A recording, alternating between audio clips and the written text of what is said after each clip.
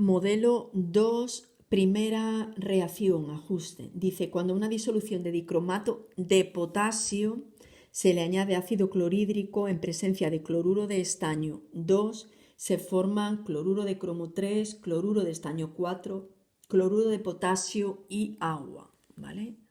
Luego 3 cloruros, otro cloruro aquí, ¿vale? Ácido clorhídrico, dicromato de potasio, yo creo que todas las fórmulas ya las hemos visto. Los números de oxidación, ¿vale? Yo creo que los más 1, menos 6, menos 2, más 1, menos 1, más 2, menos 1, son todos sales, ¿vale? Pues el cloro en todos está con menos 1. El cromo 3, estaño 4, potasio más 1 y en el agua más 1 y menos 2. Los dos elementos que cambian serían el cromo de más 6 a más 3, disminuye su número de oxidación, por lo tanto se reduce, y el estaño de más 2 a más 4 aumenta su número de oxidación y por lo tanto se oxida. Si separamos la reacción en iones, pues ahí tenéis los reactivos. El dicromato de potasio se disocia en el catión y el anión, el ácido clorhídrico también.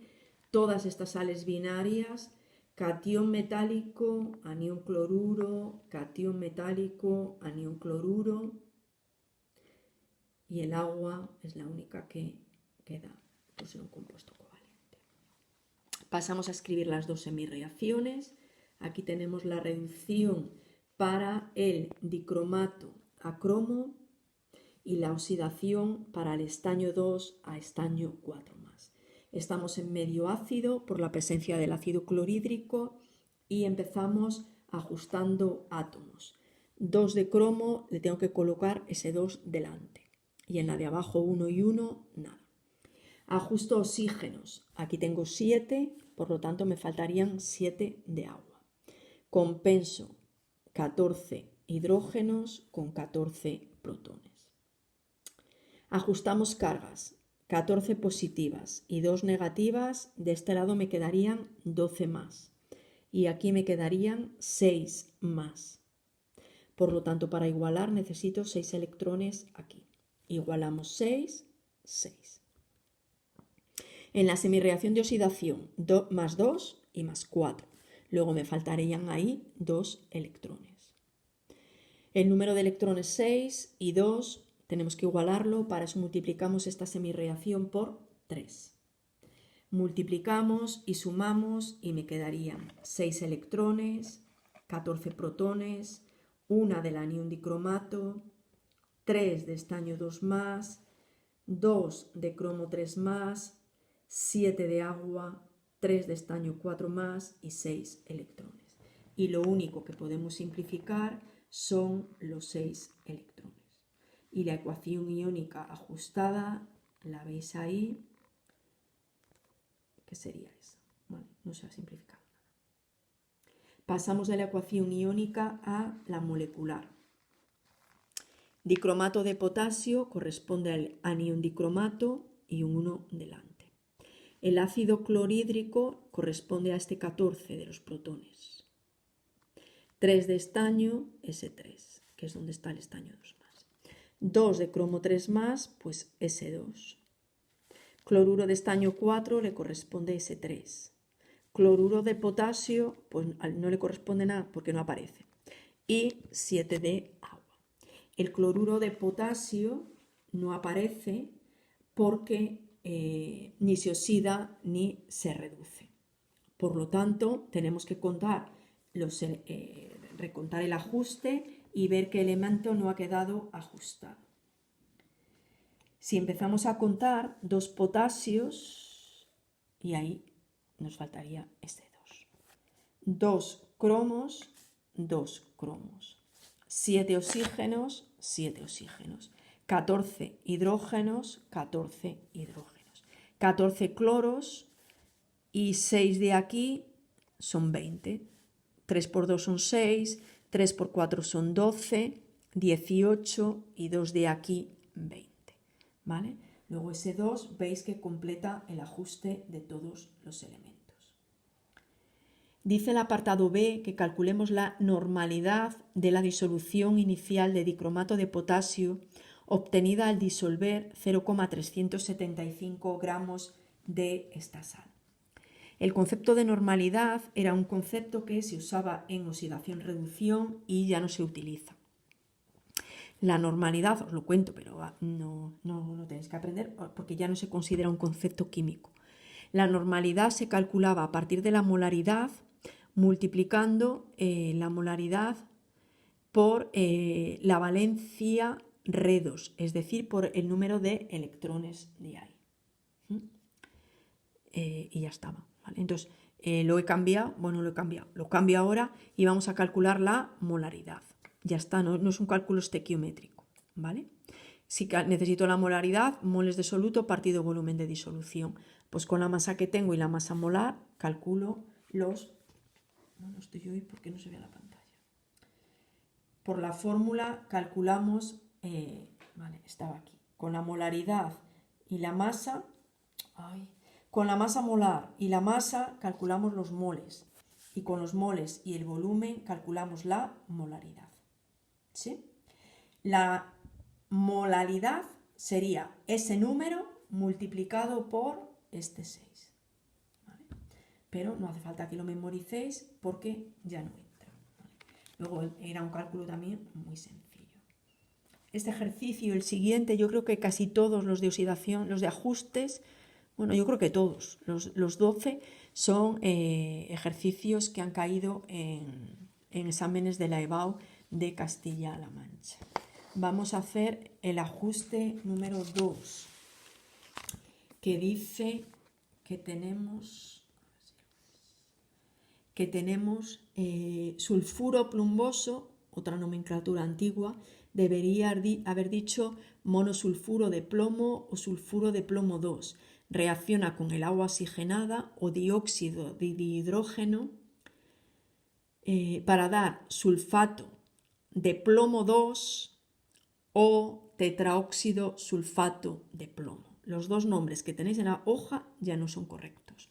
Y agua, ¿vale? No lo he revisado y no me he dado cuenta, perdonad. Los dos elementos, bueno, los números de oxidación, aquí tenemos una sal binaria, -2 y +2. Cuidado en los peróxidos, que no hay muchos peróxidos, ¿vale? El oxígeno tiene número de oxidación -2 en todos los compuestos, menos en los peróxidos, que tiene -1. -1 y +1 para el hidrógeno. En esa sal, -2 por 4, -8. El plomo +2 y el azufre +6 porque es un sulfato. Está con el número de oxidación más alto que tiene. Y en el agua, -2 y +1. Esa sal se disocia en catión y anión. El agua oxigenada es un compuesto covalente, por lo tanto no se disocia, y la sal en catión y anión. Y el agua tampoco se disocia. Los dos elementos que cambiaban era el azufre de -2 a +6, por lo tanto la primera semirreacción tendríamos que coger el azufre y el anión sulfato. SO2- a SO4, 2-. Y el otro elemento que cambiaba era el oxígeno, ¿vale? Que estaría aquí y ahí.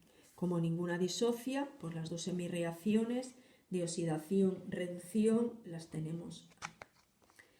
Dice el enunciado que podéis ajustar tanto en medio ácido como en básico, el que queráis. Yo lo he ajustado en medio ácido. Me da igual, lo que queráis.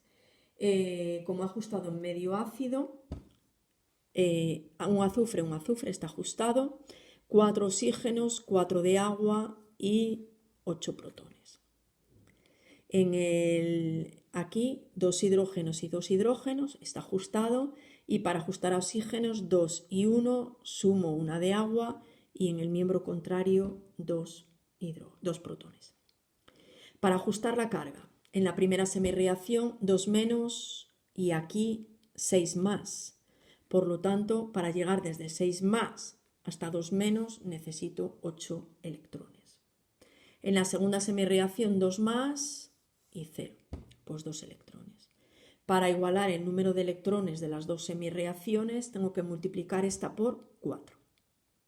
4 por 2, 8 electrones. Multiplicamos y sumamos y me quedaría 4 de agua, S2-, 8 electrones, 8 protones y 4 de agua oxigenada. Y en el segundo miembro, un anión sulfato, 8 protones, 8 electrones y 8 de agua. Podemos simplificar los electrones, los protones, ¿vale? Veis que no queda ningún protón. Por eso da lo mismo ajustar en medio ácido que en medio básico, porque se va a ir. Si alguien la habéis ajustado en medio básico, tiene que ocurrir esto al llegar al final, que no queda ningún anión OH menos. Y del agua podemos simplificar 4 aquí con 4 de aquí y me quedarían otros 4.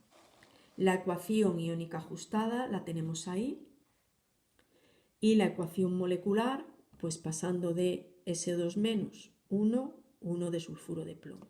4 de agua oxigenada, un anión sulfato, pues 1 de sulfato de plomo y 4 de agua. ¿Qué me dice el apartado B? Calcula el rendimiento con el que transcurre la reacción si al oxidar 5 gramos de sulfuro de plomo 2, estos 5, se obtienen 4,77 gramos de sulfato de plomo 2. Luego, si yo obtengo esto, quiero decir que esta es la masa real. El rendimiento es un concepto que aparece cuando al hacer nosotros una reacción no se obtiene toda la cantidad que nos gustaría o que teóricamente deberíamos obtener. Teóricamente es lo que nos da el ajuste de la reacción. Si yo aplico la estequiometría de la reacción, esa cantidad es la cantidad teórica. Por lo tanto, yo puedo calcular esa cantidad teórica y relacionando la teórica con la real me daría el rendimiento. ¿Cómo calculamos la teórica?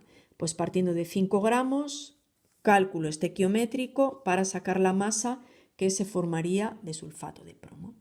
Como partimos de 5 gramos de sulfuro de plomo, primer factor, la masa molar del sulfuro de plomo o la fórmula de los moles.